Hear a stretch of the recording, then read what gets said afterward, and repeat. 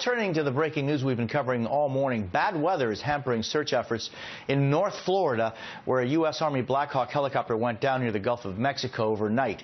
It crashed during a training mission over Santa Rosa Sound last night about 8:30 local time. All 11 on board are feared dead. Here's Defense Secretary Ashton Carter just moments ago at the Senate Foreign Relations Committee hearing. We know there were 4 air crew, Army, from a National Guard unit in Hammond, Louisiana, and 7 Marines assigned to Camp Lejeune, North Carolina, on board that helicopter. And know that with me, our thoughts and prayers are with them and their families as the search and rescue continues. I want to bring in Amber Smith, former U.S. Army helicopter pilot and spokesperson for Concerned Veterans for America, and retired Army Colonel Jack Jacobs, a veteran of 2 tours in Vietnam. He's also an MSNBC military. Amber, I want to start with you. We don't know why this chopper went down this morning, but we're hearing it could have been weather-related. How tough are these Black Hawks to maneuver? Well, first of all, I'd like to echo Secretary Carter. My thoughts and prayers go out to those missing and their families during this very difficult time.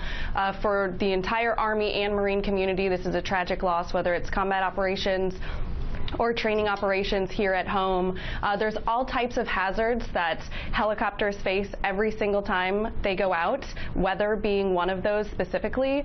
But you also have spatial disorientation. You have birds, which are a huge hazard to helicopters in low-level flight specifically. And then you also have wires and towers, and then add night flight on top of all of that, and just sort of increases the workload of the pilots at night. Yeah. And Colonel, tell us about these Black Hawks. What are they like? What's their safety record like? Well, they have a great safety record. We have lots and lots of them. The latest iteration of these things for a wide variety of configurations and missions are really at the top of the game. They have redundant systems everywhere. They're extremely maneuverable, much more maneuverable than the old UH-1s we used to fly in Vietnam. Huge capacity, very, very sophisticated. They can do things like air-sea rescue, replenishment, special operations, and a wide variety of other things. And they have an excellent safety record. Yeah, and Amber, a tragedy to lose any members of the U.S. military, but these were apparently training for special operations. Very elite.